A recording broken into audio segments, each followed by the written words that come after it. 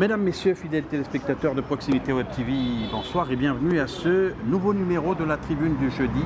En notre compagnie, Georges Mpaga, leader de la société civile, premier secrétaire du Conseil économique, social et environnemental du Gabon. Il est également président du rôle BG, de la grande plateforme de la société civile qui a été mise en œuvre. Vous êtes, Georges Mpaga, au cœur du référendum constitutionnel à venir, puisque vous avez travaillé pour le compte de la société civile sur la nouvelle constitution. En quoi ce texte est novateur et différent? Le texte est novateur. La nouvelle constitution, de notre point de vue, comporte des éléments innovants, des éléments qui mettent en exergue les réformes, parce que ce document prend en compte les préoccupations de la société civile en ce qui concerne la gouvernance démocratique, les droits de l'homme, la liberté. Il y a trois facteurs fondamentaux. Le premier facteur, la Constitution, dans son préambule, prend en compte la liberté d'association, la liberté de réunion, la liberté d'expression. Nous pourrions également ajouter la liberté religieuse. La Constitution, selon plusieurs articles, donne une place, notamment l'article 7, donne une place importante à la société civile. Reconnaît la société civile comme désormais un acteur constitutionnellement consacré par la loi fondamentale, celui qui lui confère, n'est-ce pas, une large participation. Donc la Constitution reconnaît le processus, le rôle important, fondamental de la société civile dans la participation. Je vais dire la participation dans la gestion des affaires publiques.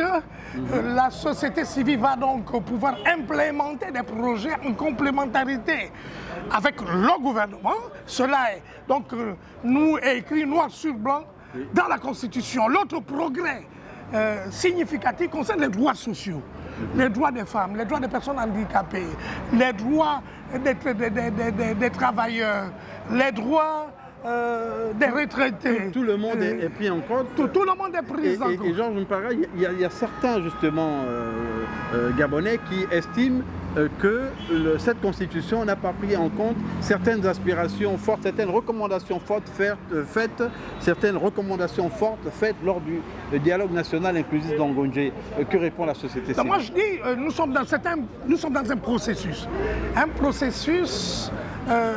inclusif, dans un processus qui va se poursuivre. Aucun document, aucune constitution n'est parfaite. La constitution américaine a connu plus de 240 amendements. D'autres amendements vont intervenir.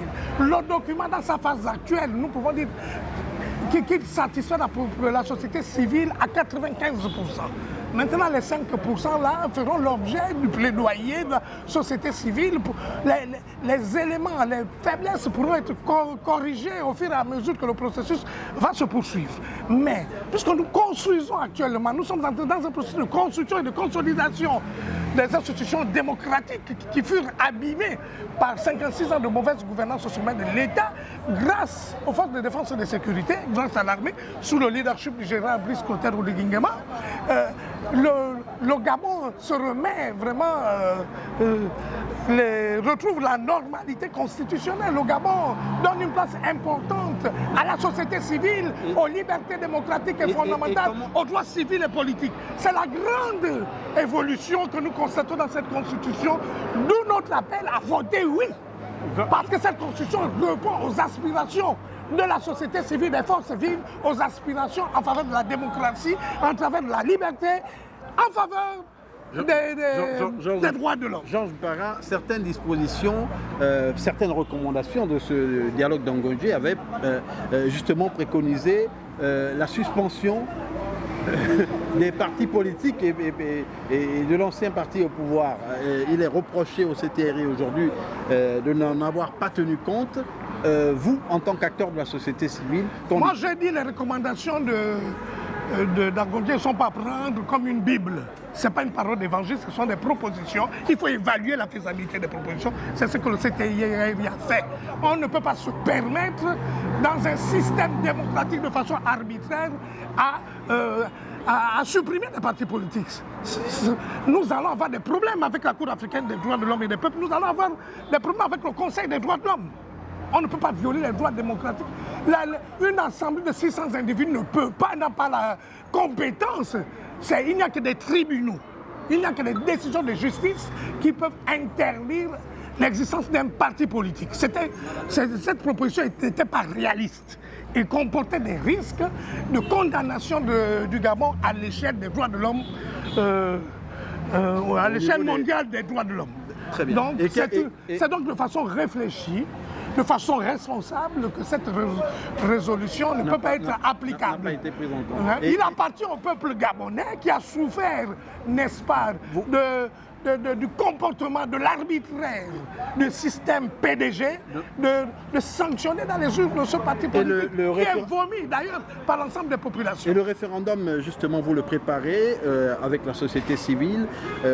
Quelles vont être les principales articulations de vos actions sur le terrain? Nos actions vont consister principalement à faire la promotion de la nouvelle constitution, donc à faire la promotion du oui, sur la base d'un certain nombre d'éléments de langage, sur la base des innovations, sur la base des avantages de cette constitution.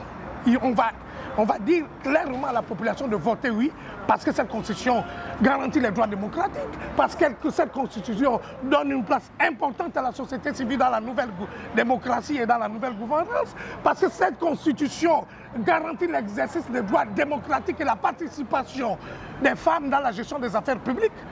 C'est une constitution innovante, elle donne une place importante à la liberté d'expression, à la liberté d'association, à la liberté de réunion, donc aux libertés fondamentales.